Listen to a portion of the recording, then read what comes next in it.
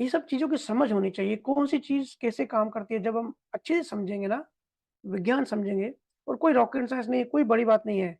गुरु महाराज ने ये सब बताया है, कबीर साहब ने ये सब बताया, हमारे ऋषि-मुनियों ने सब इसका ज्ञान दिया है। लेकिन इंडियन सोसाइटी रिप्रेस सोसाइटी है, एनर्जी हमारी करप्ट हो जाती है और वेस्ट में फिर क्या होता है वो ज़्यादा एक्सप्रेस कर देते हैं। तो वेस्टर्न कंट्रीज़ में एक अति हो जाती है, एक्सट्रीम में जाता है और इंडिया में ईस्टर्न कंट्री में दूसरी अति में, दूसरे एक्सट्रीम में।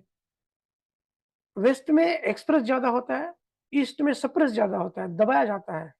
एनर्जी को फ्री फ्लो नहीं मिलता और एक्सप्रेस करेंगे तो हमारा समाज ऐसा है कि इसको गलत माना जाता है, क्योंकि विज्ञान की समझ नहीं है। लेकिन ये ऊर्जा कहाँ जाए? ये जो ऊर्जा पड़ी है अंदर, ये कहाँ जाए? तो इसको चैनलाइज़ करना पड़ता है, इसको डायरेक्शन देनी पड़ती है। तो ये देता है भजन, सिमरन, ध्यान। ये जो एक-एक स्थान आप कहते हैं ना भैया जब शब्द मिलता है और चेतना एक-एक स्थान से आगे बढ़ती है, ये ऊर्जा को चैनलाइज़ करना होता है। ऊर्जा आपकी नीचे से ऊपर चढ़ने लगती है। ऊर्जा को ऊपर उठाना है इसलिए तो ध्यान है। इसलिए मैं कहता हूँ कि जो ध्यान नहीं करता वो प्रेम नहीं कर सकता।